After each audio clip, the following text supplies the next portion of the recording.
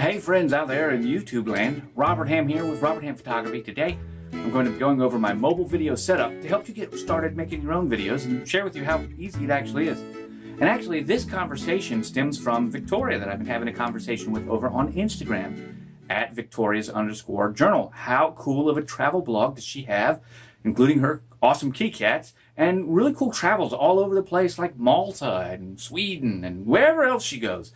Go check out at Victoria's_journal to find out what she's doing. Really cool. But we've been having a conversation about mobile video.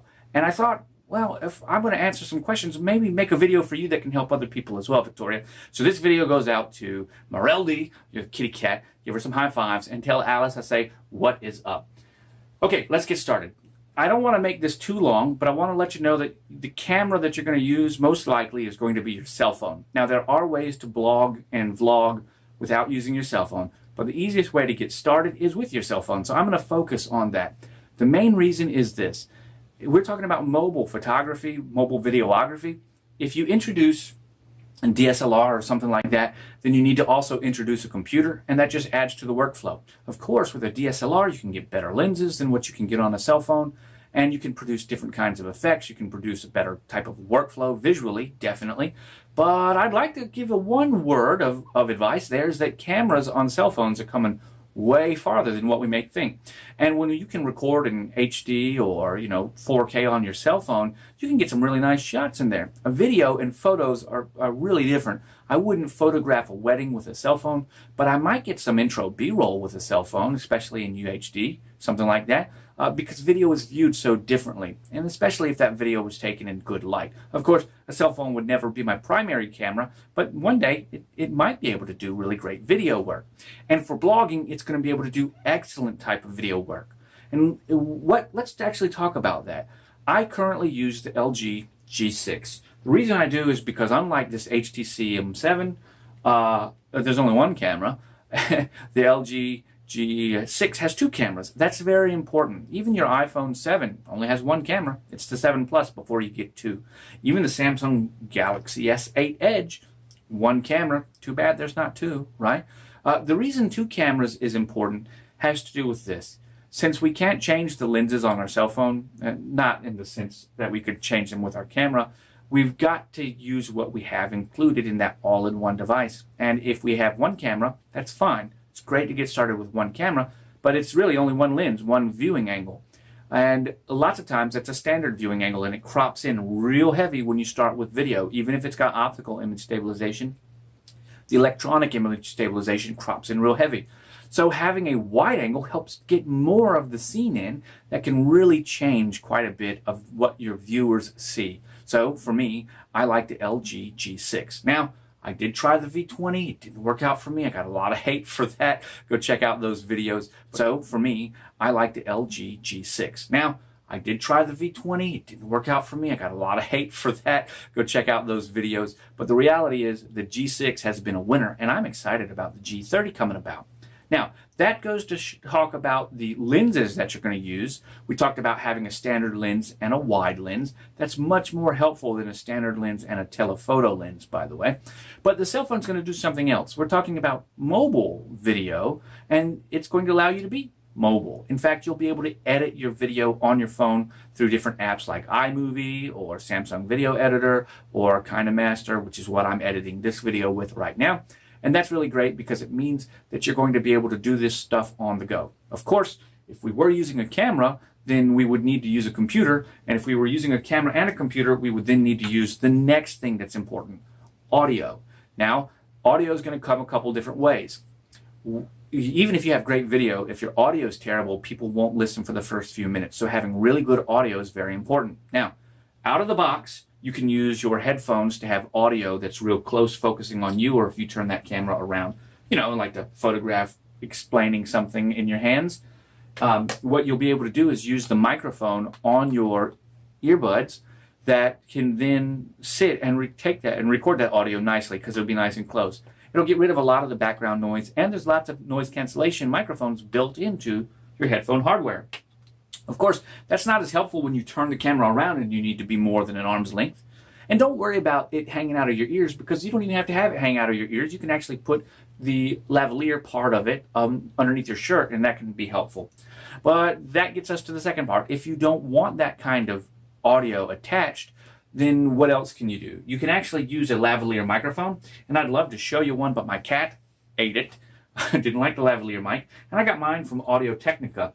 And the cool thing was that it came with a special type of connector that allowed a tip ring shield, TRS, a 2 black band connection to connect into the headphone jack that requires 3 black bands. Very important. And the reason is because if you try to plug a microphone into your headphone jack that only has 2 bands, then you won't be sending the right data signal. I don't want to get into all that right now. You just need this little connector. Now, the Audio-Technica lavalier mic that I got did use little LR34 batteries or 44 batteries. It was a powered mic, and it worked great. But even after that, in its absence, I just used my Zune H5N. The reason that this is important is because I can connect multiple different audio inputs and have it all sync over to the camera on my cell phone. I just need to use this little device in order to do that. Plugging straight in with these audio jack, this 1/8 inch cable won't work for the reasons I mentioned earlier. And the reason that those are beneficial is because they record audio directly onto your actual video, and then you get a good lip sync. Everything's going fine there. If you just record audio in a second channel here, off-camera audio, then once again you're going to have to go to a computer in order to sync that together, unless you have an app that can do it on your phone, and I'm not aware of one of those right now. If you guys know about it, please leave that comment down below. So we've talked about audio, we've talked about video. Now let's talk about stabilization. Sure, your iPhone has great stabilization built into it. Optical image stabilization, electronic image stabilization, that's wonderful. So does the G6, so does the Samsung Galaxy S8. They all have great stuff, but it's never as good as an actual motorized, computerized gimbal. For that I used the Osmo Mobile. Now this piece of device or technology isn't necessary to get started. This microphone isn't necessary to get started. Your mic on your headphones and your cell phone is the only thing you really need to get started. But having this and upgrading to this when you get moving means that you're going to be able to create shots that you just couldn't get by hand, like pans and like moving very quickly across the ground, because this stabilizes completely. Plus, there's a lot of software built into the app that pairs with this that allows the camera to track moving objects, that allows this to pair with the camera in order to perform special functions, which is really cool. And I use that from time to time in my videos. In fact, this stabilizes video so well that I can hand it to my son and he can record me and run around and we get nice, super smooth video.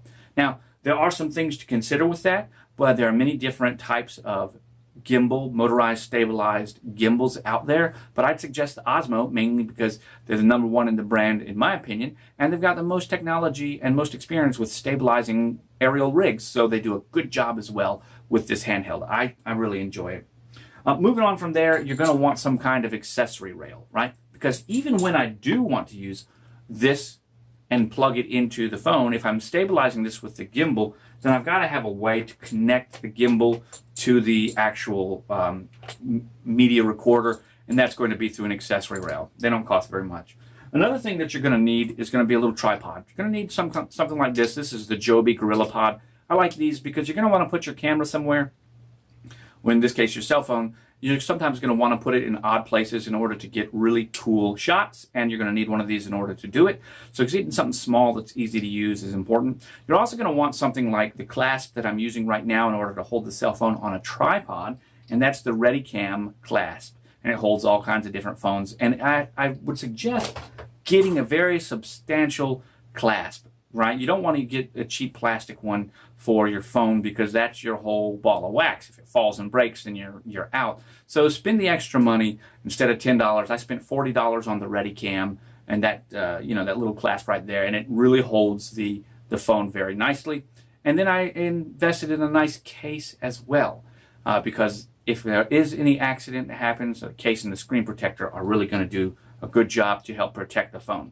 When it's all said and done, you're going to be getting this media that you then have to do something with. If you've got iMovie, you can make something with iMovie. do a little smoker, a little trailer, a little 30-second thing that announces your video, build some anticipation, and then a few hours later release the video.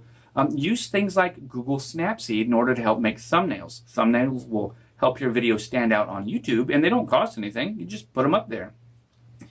The idea with your YouTube channel, or wherever you go, but especially YouTube, is to get 100 subscribers quickly so that you can then get a customized URL instead of whatever it is with 1,000 characters. It could be, like for me, it's youtube.com/RobertHam. How cool is that?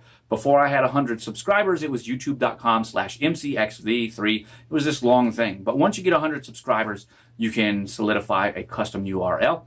And then make sure that you're using your social media networks as the correct communication method for who you're trying to talk to. So like on Instagram, of course, I post pictures. On Twitter, of course, I do updates. On Facebook, of course, I make honorable mentions and give people a little more information. And of course, on YouTube, everything is driven to the YouTube. So everything drives people to the YouTube channel where they can actually experience Robert Ham photography. And from the YouTube channel, I send people to the website where they can actually see Robert Ham photography the way I want them to see it.